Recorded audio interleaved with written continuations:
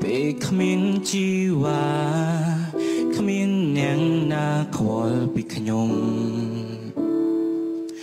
ពេលខ្ញុំធ្វើអ្វីខំនាងតែងតែប្រាំថាបងអើយបងឈុំទៅណាវាអន់ល្អទេបងខ្ញុំក៏ដឹងហើយថា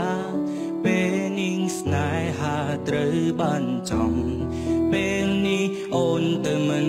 ត្រឡប់មករកបងវិញទេព្រមពេលនាងពួកយើងបែកគ្នា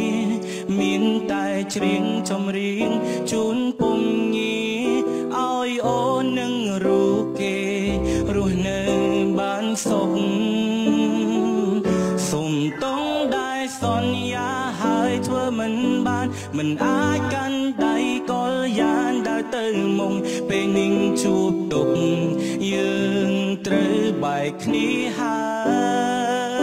យបែកគ្នាលើកនាងគ្មានអ្នកខំឡើយព្រោះយើងម្នាក់អងអារម្មណ៍ហើយចង់ប្រាប់ទៅត្រានត្រើយឲ្យបងសុំទោផងអាហាហាអាហាហាអាហា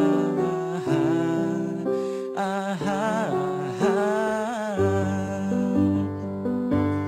បងក៏ដឹងហើយថា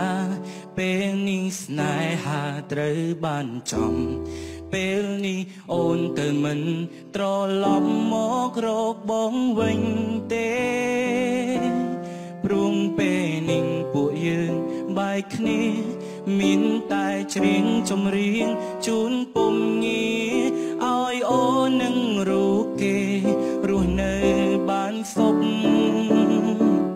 សុំតងដែលសន្យាហើយធ្វើមិនបានមិនអាចកាន់ដៃកលយ៉ាងដើរទៅមុខពេលនាងជួបទុក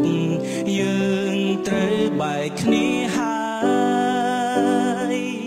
បែកគ្នាលើកនាងគ្មានអ្នកខំឡើយព្រោះយើងម្នាក់